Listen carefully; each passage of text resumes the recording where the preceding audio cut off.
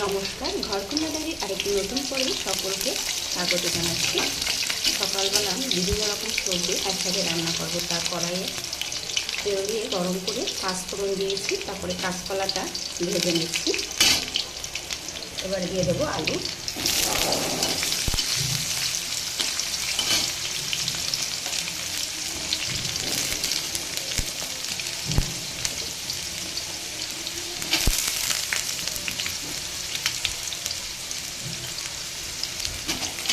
আলুটাকে 2-1 মিনিট মতো ভাজবো।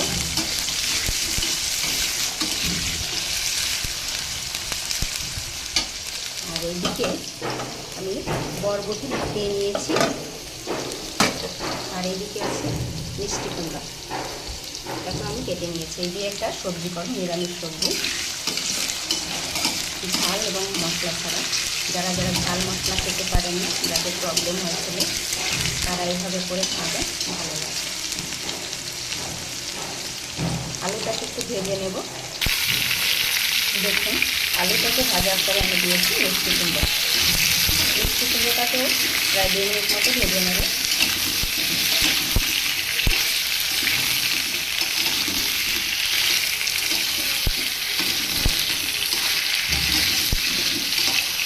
পাঁচফোড়ন দিয়ে নিরামিষ সবজি খেতে কিন্তু বেশ ভালো লাগে। এবার এটাকে একটু ঢাকা দিয়ে দেব। দেখুন, কুমড়োটাকে বেশ কিছু সময় ভেজে নিয়েছি। এবারে দিয়ে দেবো বরবটি।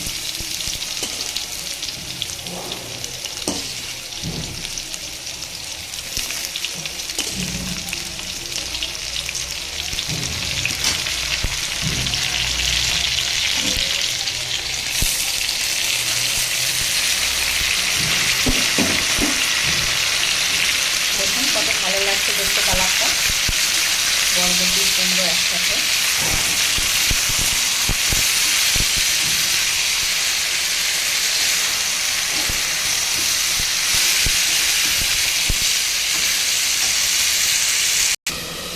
বেশ কিছু সময়ের জন্য বরবটি এবং দেওয়ার পরে ঢাকা দিয়ে দিচ্ছি, একটু জলটা টানুক, তারপরে লবণ হলুদ দেবো। দেখুন, পরিমাণ মতো লবণ এবং হলুদ দিয়েছি। এবার এটাকে ভালো করে মিশিয়ে নেব। সবজি থেকে যে জল ছেড়েছে তাতেই সবজিটা সিদ্ধ হয়ে গিয়েছে।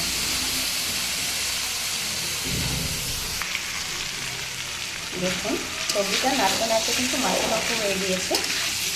এবার এটাতে একটু জল দিয়ে দেবো। আর কারা কারা এরকম ঝাল বা মশলা ছাড়া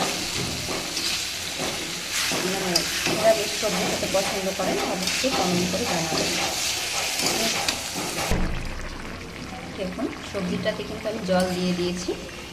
এবার এটাকে ঢাকা দিয়ে দেবো।